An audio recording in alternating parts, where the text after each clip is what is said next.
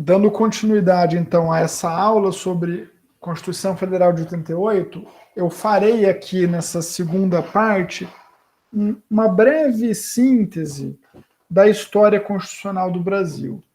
E vou destacar, ao fim da exposição, alguns aspectos que me parecem importantes ao olharmos a Constituição, a história constitucional brasileira. O Brasil surge como uma sociedade autônoma, uma sociedade política autônoma, com a independência em relação a Portugal na primeira metade da década do século XIX, primeira metade do século XIX. A primeira Constituição brasileira foi a chamada Constituição do Império, de 1824. Essa Constituição ela previa que o Estado brasileiro adotaria a forma monárquica. Né? Éramos uma monarquia durante o período imperial. E nessa monarquia, o monarca exercia o poder moderador. Ele tinha competências que lhe permitiam intervir nos outros poderes. Foi uma Constituição outorgada que adotava nominalmente uma orientação liberal, típica daquele momento histórico, mas que se calava em relação a uma das principais características da sociedade brasileira de então, que era o regime de trabalho forçado, a escravidão. Né? Numa aparente contradição com a orientação liberal então adotada. Né?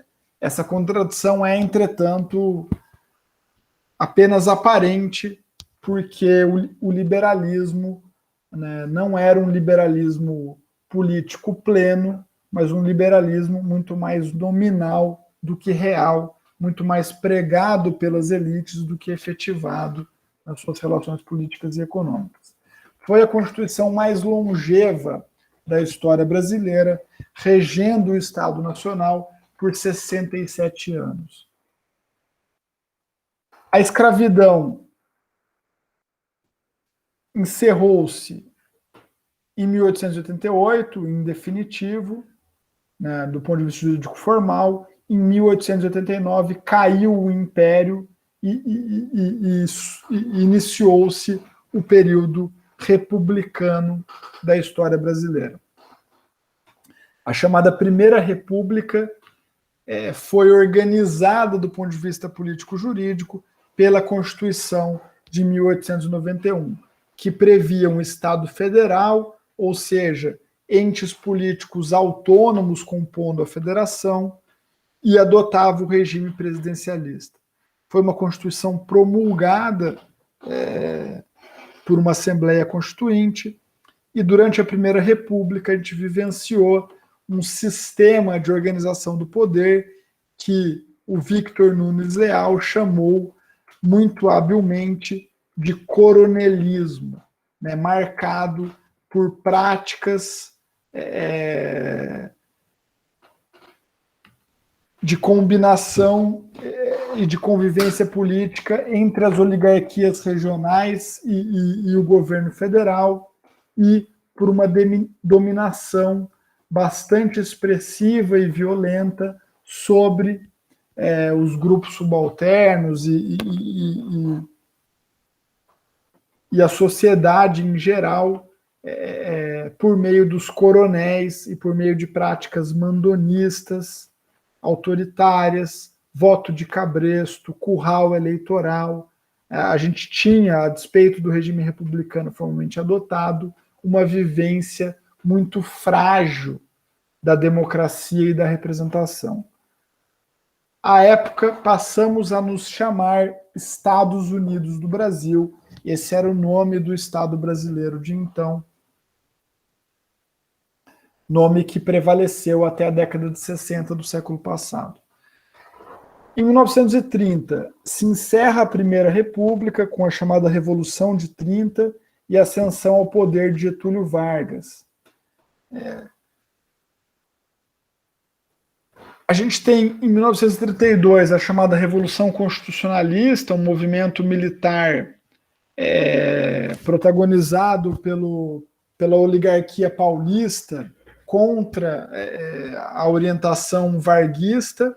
Em 1934, a gente tem a promulgação de uma nova Constituição, que é considerada pela literatura a primeira a enunciar direitos sociais na história brasileira, e é uma Constituição que amplia o rol de temas tratados em relação às constituições anteriores, constituições mais tipicamente liberais. A vigência dessa Constituição foi bastante curta, porque em 1937 o Getúlio Vargas dá um novo golpe e inicia o período chamado de Estado Novo, que se estende até 1945. Nesse período, o Estado brasileiro foi regido pela Constituição de 1937, uma Constituição marcadamente autoritária, caracterizada pela concentração de poderes na chefia do Executivo e por práticas autocráticas, tipo censura prévia da imprensa. Trata-se de uma Constituição que foi outorgada e que não contemplava o princípio da legalidade. Quando a gente fala de Constituição outorgada, estou falando agora para constar na gravação, a gente fala de uma Constituição imposta. Quando a gente fala de uma Constituição promulgada, a gente fala de uma Constituição aprovada por representantes do povo. Depois, com o fim da Segunda Guerra Mundial, também se encerra o Estado Novo no Brasil, e a gente tem uma Assembleia Constituinte bastante rica, que dá origem à Constituição de 46 e a chamada Democracia de 46, um período da história brasileira que se estendeu até o golpe civil-militar de 1964. A Constituição de 46 adotava a forma federativa de Estado, republicana, o presidencialismo e adotava os princípios da representação. Ela implicou numa ampliação do rol de direitos, tendo como base a Constituição anterior de 34. Foi uma Constituição promulgada. E, como curiosidade, é importante que vocês saibam que, em 1961, como saída para a crise política inaugurada pela renúncia de Jânio Quadros e num contexto de negativa das elites militares e civis com a assunção ao poder, a chegada ao poder do então vice João Goulart, adotou-se por um curto período de tempo no Brasil o regime parlamentarista. Já tivemos o parlamentarismo adotado, mas ele logo caiu, João Goulart ascendeu ao poder e depois tivemos o golpe de 64, posteriormente ao qual o Estado brasileiro foi reorganizado pela Constituição de 67, uma Constituição autoritária que reduzia direitos individuais, concentrava poderes na chefia do Executivo, controlada pela cúpula das Forças Armadas. Tratou-se de uma Constituição outorgada. Essa Constituição foi emendada em 69, no que se chama de Emenda 1 à Constituição de 67, mas que a literatura entende ter sido uma nova Constituição, a outorga de uma nova Constituição, também autoritária, que restringia direitos civis, restringia direitos políticos e previu alguns aperfeiçoamentos administrativos, como, por exemplo, o processo de tramitação legislativa. Essa Constituição adotou o nome que o Estado brasileiro tem até hoje, que é o de República Federativa do Brasil. E, por fim, tivemos a promulgação da Constituição Federal de 88, cujas características centrais já discutimos um pouco hoje e continuaremos discutindo no correr do curso. Isso, o que é importante que vocês retenham. né? Que informações é importante que vocês saibam? Primeiro, tivemos na história brasileira um conjunto grande de constituições que adotaram diferentes tipos de Estado, diferentes formas de governo, diferentes regimes políticos. Já fomos monarquia, né? Já fomos autocracias e somos hoje uma república, né? Já fomos Estado unitário, somos hoje federação. Já fomos presidencialistas, já fomos parlamentaristas. Tivemos constituições promulgadas e constituições outorgadas. Tivemos constituições que ampliaram o rol de direitos, seja direitos civis, seja direitos políticos, seja direitos sociais, e tivemos constituições que restringiram esses direitos. E tivemos na história brasileira poucos períodos efetivamente democráticos. Durante a Primeira República, o mandonismo, a violência, o autoritarismo dos coronéis e a fraude sistemática das eleições vigia. De modo que é muito difícil se falar de democracia efetiva na Primeira República. Um outro bloco é a chamada Segunda República, da República de 46, a democracia de 46, foi um período de mais vivência democrática na história brasileira. Mesmo aí, contudo, tínhamos limitações muito evidentes à participação política. Os analfabetos não votavam. Na década de 50, mais de metade da população brasileira não sabia nem ler e escrever, não era alfabetizada.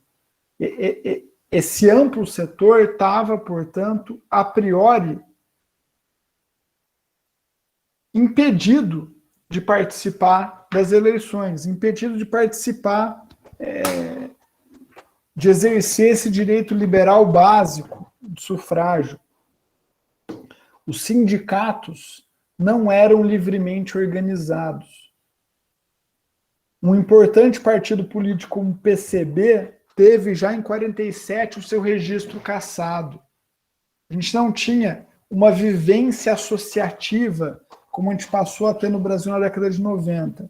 De modo que, a despeito de tensões positivas, a democracia, o regime vivido no Brasil, na democracia de 46, tinha fragilidades. As intervenções militares eram constantes para aplacar golpes, tentativas de golpes. Isso compunha o cenário político brasileiro de maneira muito frequente.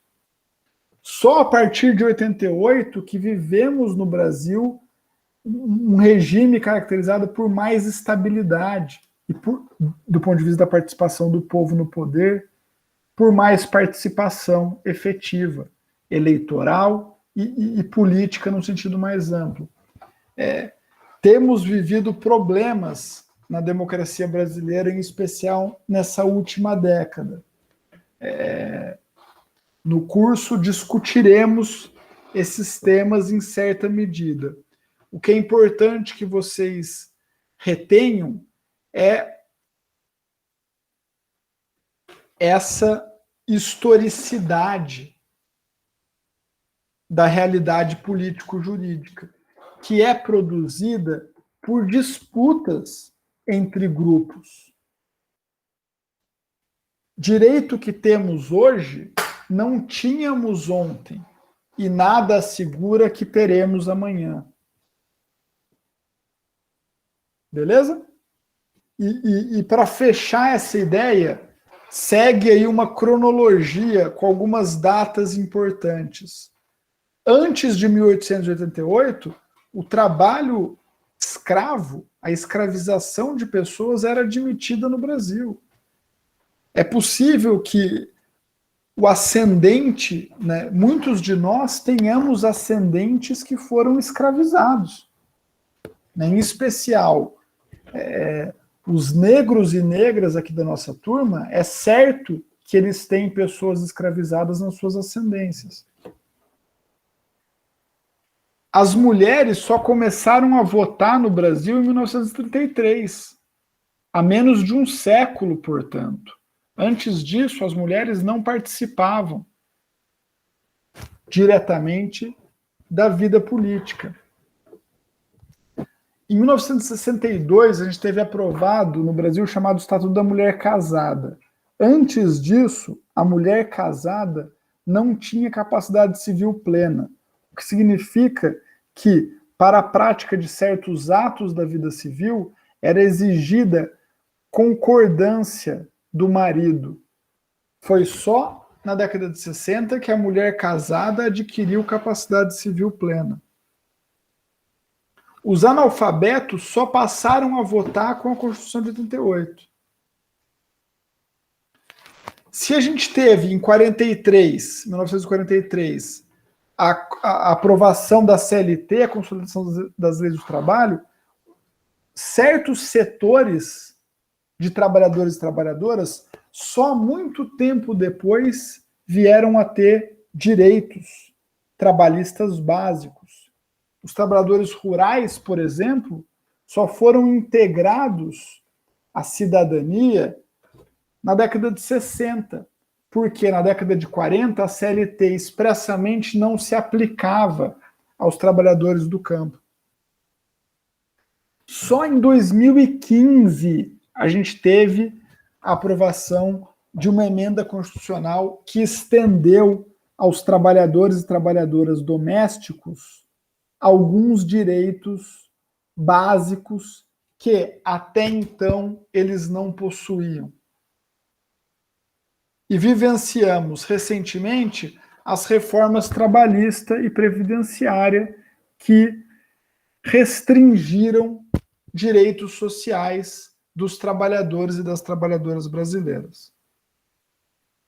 Digo isso para enfatizar essa realidade da vida em sociedade, que é a mudança permanente, que é a sujeição às disputas políticas e aos influxos sociais.